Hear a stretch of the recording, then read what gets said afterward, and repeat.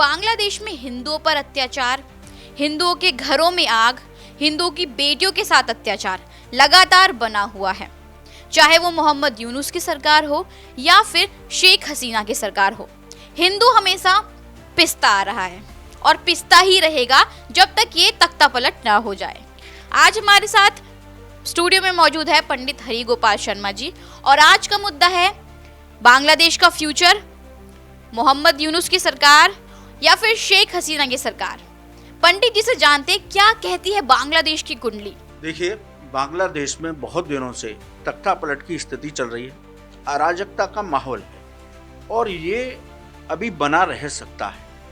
यदि हम बांग्लादेश की बात करें तो बांग्लादेश 16 दिसंबर 1971 को लगभग 12 बजे इसका समय रहता है।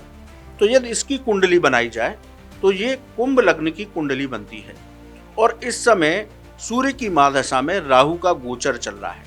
तो सूर्य और राहु मिलकर के ज्योतिष में ग्रहण योग बनाते हैं। इसको बड़ा अत्याचारी माना जाता है। अभी 29 मार्च को भी जब सूर्य का ग्रहण होगा, सूर्य की संक्रांति होगी, तो मीन राशि में इस वक्त राहु गोचर कर रहा है, वहां सूर्य भी पहुंचेंगे तो ग्रहण योग बनेगा। 29 मार्च को सूर्य ग्रहण भी है। तो जो सूर्य और राहु की मिलन से जो ग्रहण योग बनता है उससे देश काल परिस्थिति पर प्रभाव पड़ता है, यानी कि बहुत विषम परिस्थितियां देखने को मिलती हैं। बहुत तरह के उपद्रव, आगजनी, लड़ाई झगड़ा, ये सब इस ग्रहण योग की वजह से बनता है। तो इस वक्त बांग्लादेश की कुंडली के हिसाब से तो ग्रहण योग बना हुआ है, तो ये घटनाएं अभी लगातार चलती रहेंगी। तो जो वहाँ हमारे हिंदू हैं उनको बचाव करना होगा और भारत की सरकार को भी वहाँ हस्तक्षेप करके उनके लिए बातें, उनके सुरक्षा के इंतजाम करने होंगे। तो अभी हालात बांग्लादेश के, मुझे लगता है जो ग्रह गोचर की स्थिति है और जो सूर्य और राहु का गोचर चल रहा है उसके हिसाब से अभी मुझे नहीं लगता कि वहाँ पर हालात सुधरेंगे।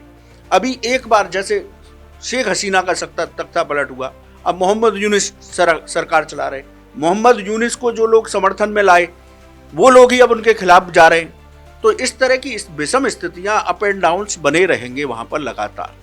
पंडित जी, कब तक ये हालात बने रहेंगे? मतलब हमारे पास कुछ टाइम है, 1 साल 2 साल, कब ठीक हो सकते हैं ये हालात? क्या कहती है कुंडली? देखिए, जब तक ये ग्रहण योग समाप्त नहीं होगा तो एक तो स्थिति ये बनती है।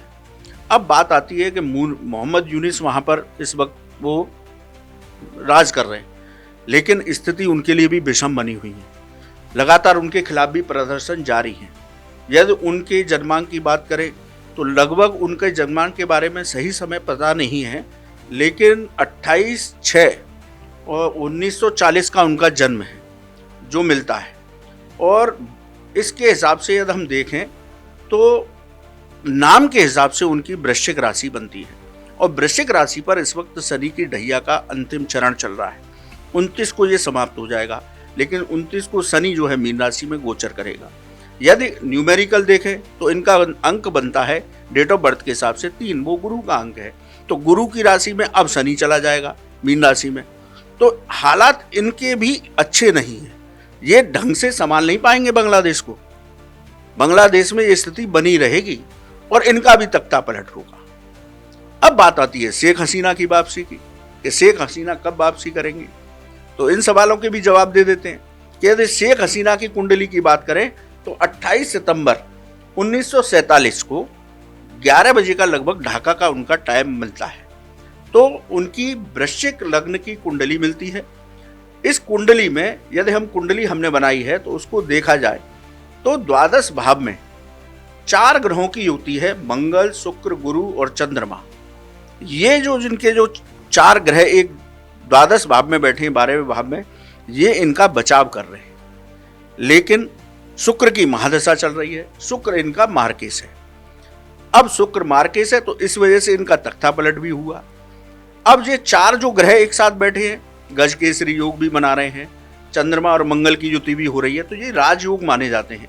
इन राजयोगों की वजह से ही वो शेख हसीना बच पाई, नहीं तो उनके जान को भी खतरा था। तो शेख हसीना को दूसरे जगह पर जो शरण मिली, इन 4 ग्रहों के राजयोग की वजह से दूसरी जगह पर उनको शरण भी मिली और वो आज सेफ हैं। और अब जब शनि उनके लिए फेवरेबल है, जब शनि उनके गोचर में आएगा, शुक्र के साथ में शनि का गोचर होगा, तब लगभग 2027-28 के करीब इनकी वापसी पुनः सत्ता में होगी और फिर ग्रहण योग भी समाप्त होगा बांग्लादेश के ऊपर से और लगभग फिर हालात सुधरने के आसार हैं। लेकिन अभी मैं जब कहूँ कि 2025-26 में, तो ये लगातार घटनाएं वहाँ बांग्लादेश में कम होने वाली नहीं है, ये बन ही रहेंगी। मतलब जैसे आपने बोला कि 27-28 तक शेख हसीना वापसी कर सकती हैं, तो उस वक्त यूनिस का क्या हाल रहेगा जो शेख हसीना का हुआ था? बिल्कुल बिल्कुल सेम कंडीशन होनी है। यूनुस को आप ये कह सकते हो कांटों भरा ताज मिलाए, उनको भी नींद नहीं आ रही रात में। जो लोग उनके साथ थे, उनको लाए थे, आज उनके सामने खड़े हुए हैं वही लोग। अब उनके सामने धर्म संकट है कि मैं करूं क्या, अब मैं किसके साथ में सरकार चलाऊं, किस तरह से सरकार चलाऊं। और वहां का जो युवा है, वहां का जो उपद्रवी तत्व है, उसको उपद्रव से ही मतलब है, वो करता ही रहेगा कोई भी सरकार आ जाए। तो उनके लिए भी कोई स्थिति अच्छी नहीं है कि वो चला पाए। तो दूसरे देश भी यदि इसमें हस्तक्षेप करेंगे तब जाकर के बांग्लादेश की स्थिति में कुछ सुधार आ सकता है, वरना बिल्कुल भी नहीं आएगा। अभी हाल फिलहाल तो नहीं लगता। मतलब इनडायरेक्टली आप कहना चाह रहे हैं कि भारत को उसमें हस्तक्षेप करना ही पड़ेगा? हाँ बिल्कुल, भारत को करना भी चाहिए। हमारे जितने भारतीय रह रहे हैं उनके खिलाफ तो सबसे ज्यादा वहां पर उपद्रव हो रहा है, हमारे मंदिर तोड़े जा रहे हैं। तो इस तरह की घटना को रोकने के लिए मोदी जी को हस्तक्षेप जरूर करना चाहिए, वो घटनाएं रुकनी चाहिए। वहाँ हमारे जो लोग हैं उनको वहाँ पर सेफ्टी मिलनी चाहिए, क्योंकि बांग्लादेश के हालात कुंडली के हिसाब से, ग्रह गोचर के हिसाब से सुधरने वाले फिलहाल नहीं। पंडित जी, आपने एक और बात बोली कि शेख हसीना और यूनुस दोनों वृश्चिक लग्न से उनकी जुड़ी हुई है। देखिए, उनकी वृश्चिक लग्न है और इनकी वृश्चिक राशि नाम से बनती है ना। दोनों ही राशि को देखा जाए और यूनुस का ज्येष्ठा नक्षत्र भी बनता है। तो ये जो दोनों के देखे जाए, ये दोनों की जो कैरेक्टरिस्टिक हैं दोनों लग्नों की, ये डिक्टेटरशिप करने की तो है, लीडरशिप की तो है, लेकिन और भी ग्रहों को देख करके बात की जाती है। तो कौन से ग्रह कहाँ काम कर रहे हैं। तो अभी जो कंडीशन थी वो केवल इतना अच्छा रहा उनकी कुंडली में, जो शेख हसीना की में राजयोग थे, तो उनकी जान बच गई और दूसरे जगह पर उनको शरण मिल गई, आज वो सेफ हैं। लेकिन शेख हसीना वापसी करेंगी जब समय अनुकूल होगा, शनि का गोचर होगा शुक्र की महादशा में, तो उनका जरूर वापसी होगी और वो सत्ता पाएंगी, तब जाकर के कहीं लगभग बांग्लादेश में शांति आ सकती। क्योंकि जैसे हमने देखा कि शेख हसीना के साथ जो चीज़ें हुई, वैसे ही आप बोल रहे हो कि मोहम्मद यूनुस के साथ भी होगी। तो क्योंकि आपने बोला कि वो उनका राजयोग था और कुछ ग्रहों की वजह से उन्हें कहीं पनाह मिली तो वो सेफ हैं, पर आप तो ये बात अच्छे से जानते हैं कि बांग्लादेश है, अगर हसीना के साथ हुआ है तो यूनुस के साथ भी सेम चीज़ें होंगी, तो उनकी जान पर कितना खतरा है, और मतलब वो सेफ तो रहेंगे ना?